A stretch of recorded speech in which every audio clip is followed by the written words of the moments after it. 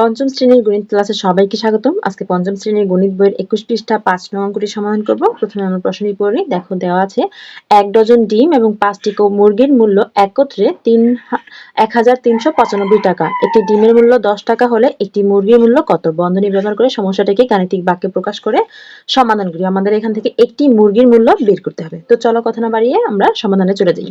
খেয়াল করো আমাদের প্রশ্নটিতে একটি ডিম এবং 1 ডজন ডিম এবং 5টি মুরগির মূল্য একত্রে দেওয়া আছে 1395 টাকা।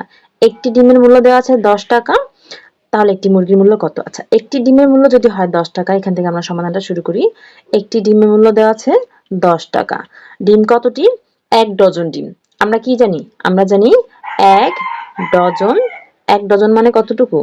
1 ডজন মানে হচ্ছে 12টি। 1 ডজন মানে হচ্ছে 12টি। তার মানে একটি ডিমের দাম যদি হয় 10 টাকা, তাহলে 12টি ডিমের দাম কত হবে? 10 গুণ 12 টাকা, তাই না?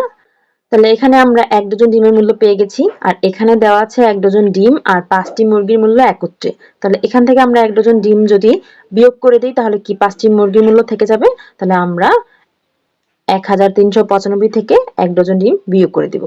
1395 থেকে এই যে 1 ডজন ডিমের মূল্য বিয়োগ করে দিলাম, তাহলে এখন 5টি মুরগির মূল্য পেয়ে গেলাম। এখন 5টি মুরগির মূল্য এত টাকা। তাহলে একটি মুরগির মূল্য কত? তাহলে 5 দিয়ে ভাগ করতে হবে। এই পুরোটাকে আমরা ভাগ করে দিব 5 দিয়ে। বুঝতে পেরেছো? তাহলে এখানে আমরা কি পেলাম? এখানে আমরা একটি মুরগির মূল্য পেলাম।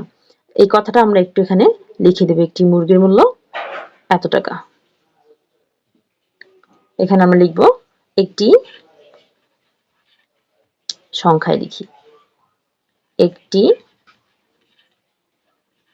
মুরগির মূল্য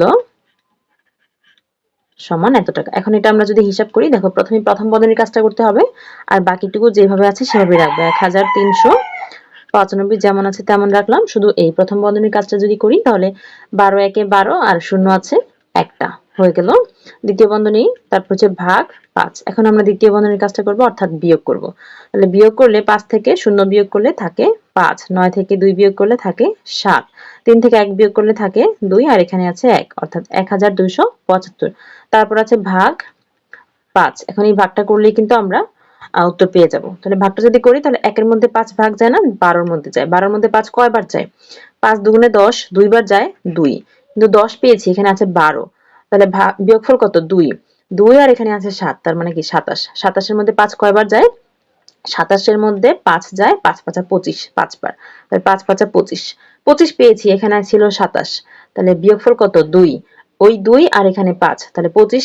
25 এর মধ্যে 5 কয়বার যায়? 5 বার। 5 5 25, ভাগফল হচ্ছে 255।